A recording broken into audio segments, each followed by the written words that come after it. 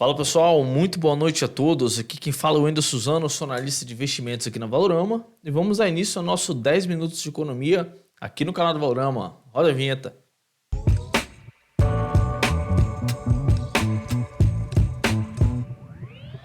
Fala pessoal, bom, passando aqui para trazer aqueles detalhes, do que aconteceu no mercado hoje. Hoje foi mais um dia de mercado aí basicamente com poucas oscilações, podemos dizer assim, né? Tivemos o destaque maior aí, as empresas, por exemplo, a Soma caiu, a Açaí também caiu, a MRV. Tivemos alguns destaques positivos, como as Braskem, Bradesco e Symbiose aí subiram no dia de hoje. Vamos lá dar uma passada aqui no que aconteceu nos mercados para o dia de hoje. Pedir para compartilhar a tela, por favor. Bom, trouxe aqui para vocês aquele panorama que a gente sempre traz aí no final do dia, né? Tivemos aí Bovespa caindo cerca de 0,70%, apesar aí da forte queda, tá, pessoal? Forte não, ficou em torno ali de uma queda um pouco mais leve. Eu considero queda forte a partir do 1%, tá, pessoal? 0,70 ali está entre o meio termo. Bom, uma queda de 0,70%, cotada a 103.220 mil pontos. O dólar, por outro lado, subiu cerca de 0,45%, cotada a 5,6 o nosso dólar comercial, tá? O dólar em relação ao real.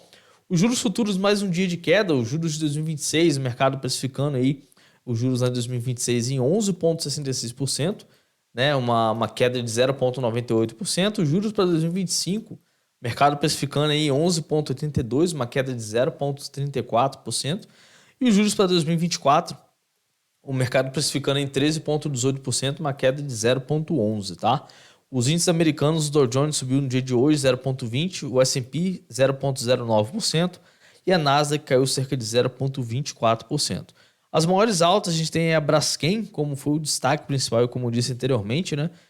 Os bancos também tiveram um desempenho positivo no dia de hoje. BBDC 4 subiu 1,87%, a Symbiose 1,44%, a VEG 1,39%, BDC 3 1,24% e o YouTube 4 subiu 0,87%.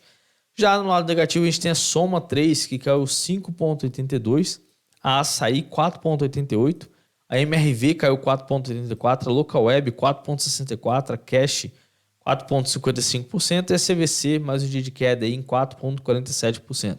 Logo em seguida a Rapvida, GGBR4 e Magalu aí como os principais destaques negativos para hoje. O volume em relação à sua média, a gente tem a Carrefour negociando 1,86 vezes a sua média, né? A Brap 1,61 vezes e a BIF 1,52 vezes a sua média.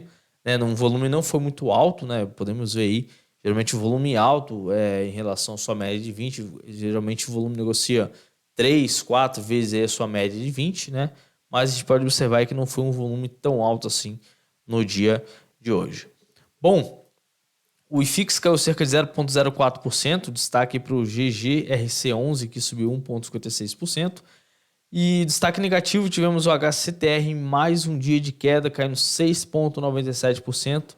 O VSLH11 que caiu 6,89%, e o DEVA11 caiu 6,71%, né? A gente explicou um pouco mais aí sobre a queda desses FIIs aí no nosso vídeo no dia de ontem, tá?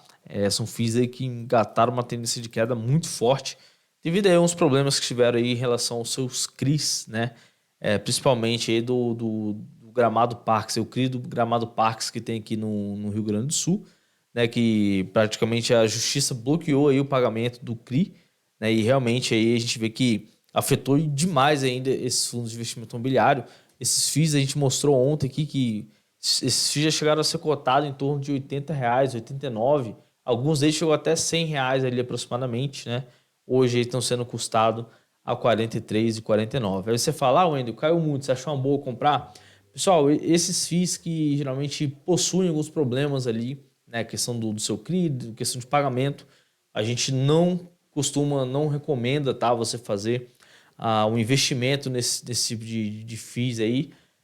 Tudo bem, pode voltar futuramente, enfim, mas a gente acredita que o risco ainda é maior, tá?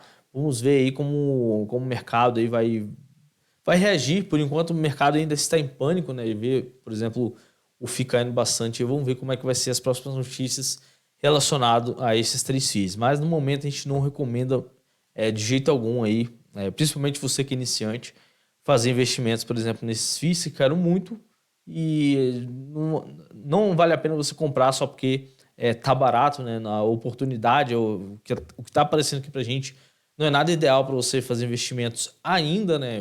Foi uma notícia aí que obviamente impactou muito esses FIIs, né? E a gente acredita aí que se vir no momento certo, futuramente a gente vai saber, mas no momento a gente não recomenda de jeito algum aí fazer a compra desses FIIs, tá bom? Bom, os ETFs, dando continuidade aqui, os ETFs subiram cerca de... O principal destaque foi o BITH11, que subiu 1,98%, o DeFi11 subiu 1%. Né? Até os ETFs tiveram um desempenho negativo para hoje, tá? Não subiram tanto assim. As BDRs, a PHGN34 subiu 17,10%, a L1MN34 subiu 12,70%. E nas commodities, o boi gordo subiu 0,22%, o milho subiu 0,21%, o petróleo caiu cerca de 2,14% no dia de hoje. E o minério de ferro aí mais um dia de queda, tá, pessoal? Aqui a gente pegou a cotação agora lá de Singapura, tá? A cotação do minério de ferro lá de Singapura. A gente consegue ter um parâmetro ali para ver como é que... Geralmente é bem próximo, né, com o de Dalian. Mas a gente vê que, por exemplo, o minério de ferro segue caindo, segue em forte queda, tá, pessoal? Então, mais um dia de queda, as empresas mineradoras e siderúrgicas tiveram um desempenho muito negativo, tanto ontem quanto hoje, né? Agora, hoje, a gente tem também o Brent caindo cerca de 2,14% aí, né? Então, vamos ficar de olho aí, principalmente essas ações que possuem uma alta correlação com os seus principais produtos, obviamente, né? Uma Petrobras, por exemplo, fica de olho ali, são bastante sensíveis à movimentação do petróleo, e a Vale também, por exemplo, com a movimentação do minério de ferro, né? Então, se o minério de ferro cai, geralmente a Vale também tende a cair em determinados pregões, tá? Vamos lá para o fluxo de capital estrangeiro. Aqui no Brasil, a gente tem aí o estrangeiro retirando 1 bi e 0,45 milhões aí de reais da nossa bolsa lá no dia 20 do 4, tá? 20 do 4 foi na quinta-feira, peço perdão. Dia 21 foi feriado, então dia 20 foi o pregão aí, o último pregão da semana, né? E o investidor estrangeiro retirou aí em torno de 1 bi 0,45 milhões. O saldo do mês está como? Investidor estrangeiro com 3 bi 352 milhões, institucional vendido em 4 bi 850 milhões, pessoa física negativa em 773 milhões, instituição financeira positiva em 978 milhões e outros em torno de 1 bi 294 milhões. Se a gente for olhar aqui o que aconteceu no Ibovespa nesse dia de retirada, né? Se a gente for olhar aqui lá no dia...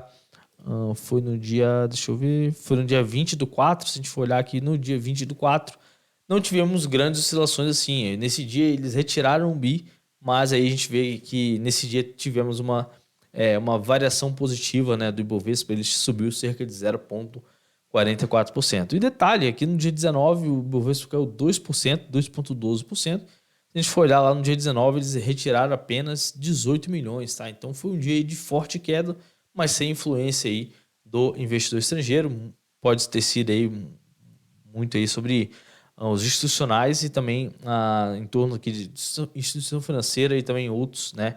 A gente vê que já o estrangeiro não fez tanta movimentação assim lá no dia 19, tá? Bom, vamos para a análise gráfica aqui, Ibovespa aí fechando a sua semana, fechando não, negociando a semana ainda, obviamente falta até sexta-feira para a semana fechar, mas 2 dias aí o Ibovespa já está caindo cerca de 1,10%, tá?